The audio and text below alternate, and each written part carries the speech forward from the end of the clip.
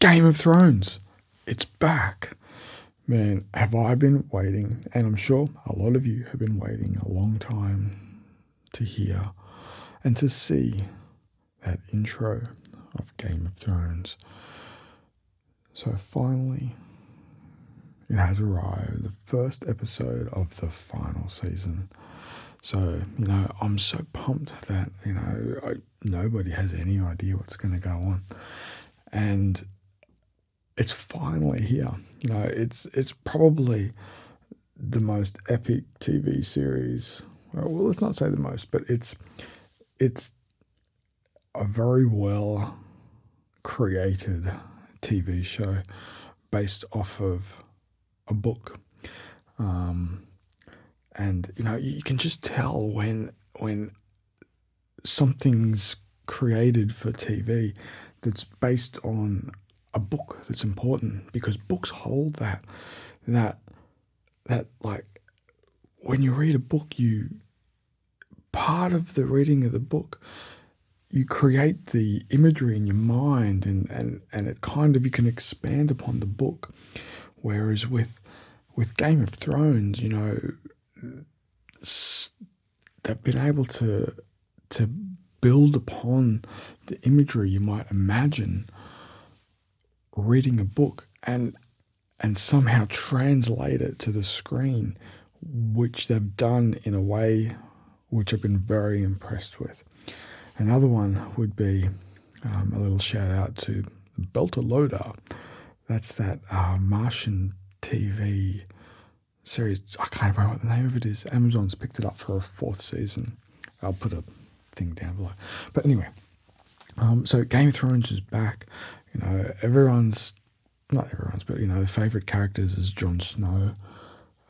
Definitely one of my favourite characters. You've got the Queen, and it's kind of mixing in. So first of all, I didn't expect the Queen and Jon to get to Winterfell so early in the series. So I guess that sort of helps to just jump across and keep the story flowing, because I feel that a big chunk of it, with the North and the dead coming, and that, for me, I see them falling back. I can't see this being a final battle. So, all of the characters have sort of come into Winterfell, and at the end, Jaime Lannister has turned up and happened to see Bran, which was, that's going to be an interesting conversation. Sorry for pushing you out the window for you seeing me with my sister. That's going to be a little bit cringy. Jon's reunited with Arya Stark. She's a very important character, and you see her give a warning for spoilers, give her an image for like a weapon, and I think people mentioned it's like some type of crossbow spear, something that might be like a ranged weapon using the material, whatever it is, you know what I mean, that they harvested from Dragonstone. So, it's all coming together. They have the armies there now. They got dragons. Jon Snow got to ride a dragon, which would be a little bit scary. But man, it would be a buzz, a bit like a roller coaster. But you have to hold on to the roller coaster. There's nothing to strap you in. Yes, and that's not, holding on in a roller coaster with no seatbelts. That's what riding a dragon would be like, I could imagine. It's starting to come together. Cersei's being Cersei. Lena Headey, I think, has done a fantastic role of her character. I've always been a little bit of a fan of hers. And, out of all of the characters, she almost trumps Daenerys as being kind of like a main character. So, she's done a pretty good job. Daenerys is, it's just the way it is, but she's done a fantastic job from the very beginning, and helped build upon the whole Game of Thrones world. And then Daenerys tells Sam that she roasted his father and brother. So that was a interesting moment. And then Bran asks Sam to tell Jon Snow that he is the true king. Argon is the king anyway. And I really wonder, I'm really interested to see what's going to happen to how it's going to play out. You got all of these factors rolling in on people that can have very large, kind of like not controlling aspects of the story, but can be pivotal. Like Arya Stark, she's like the assassin that can basically go anywhere and kill someone. If I was Jon Snow, I'd be telling her to go get Cersei. In the storyline type of way. Is she going to go for the Night King? To be honest, Drogon, I think he's the big dragon, the male, the big dragon. He should be the one that gets to eat the Night King.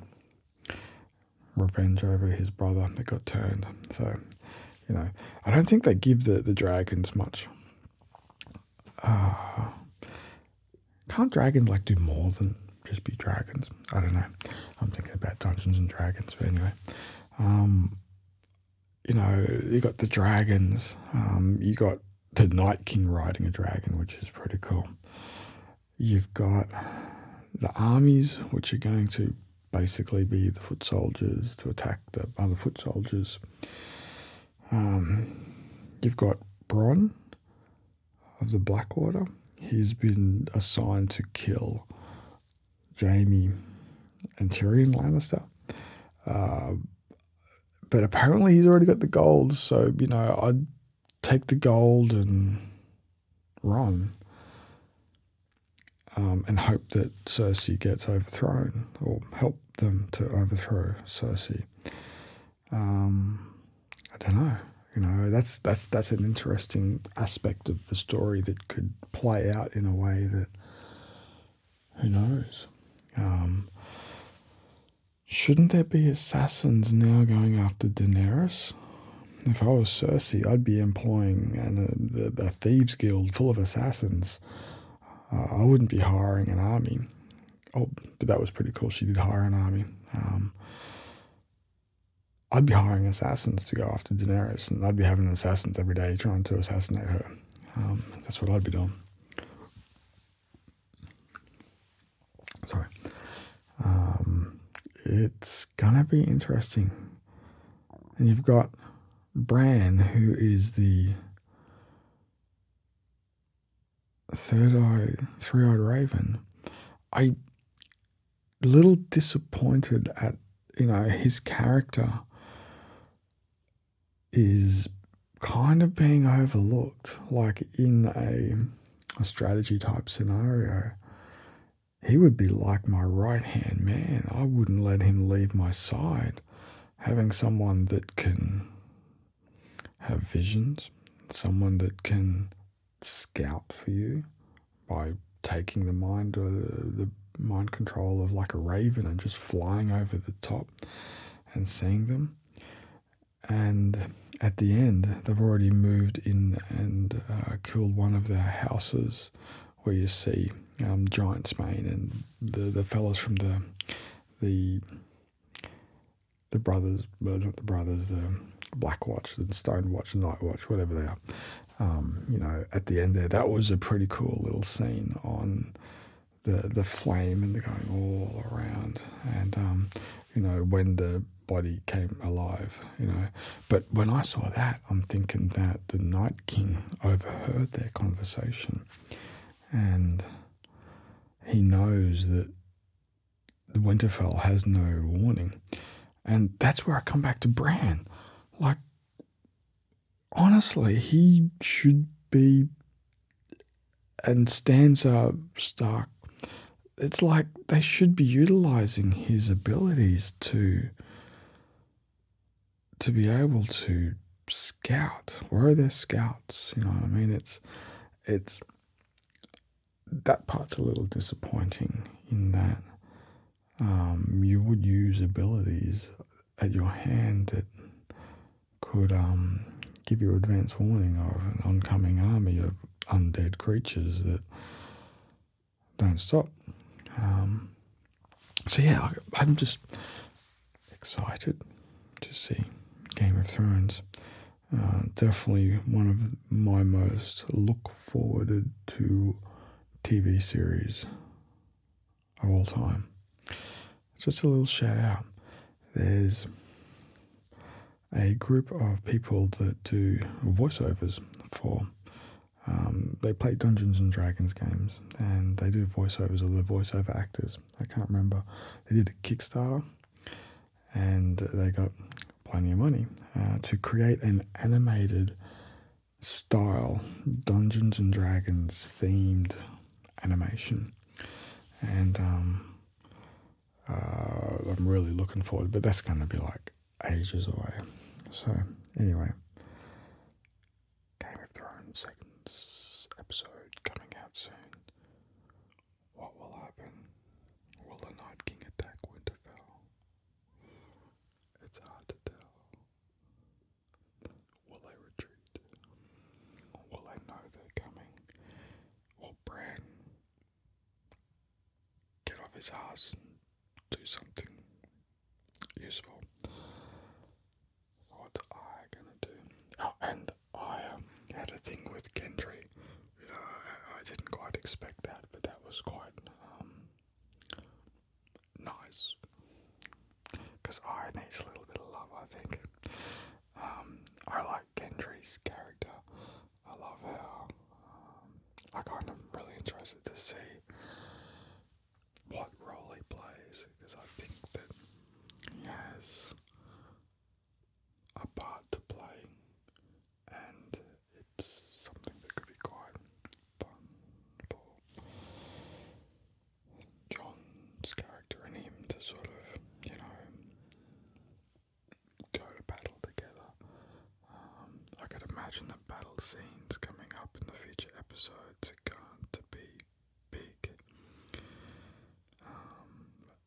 But I don't know why I started whispering, but it kind of sounds good. So, what will happen? Episode 2. Will Jamie walk over to Bran? Will he run and hide? Where will the Night King go? Will they find out he's coming? Will Cersei go on the march, or will she stay where she is? She has an army now. It's gonna be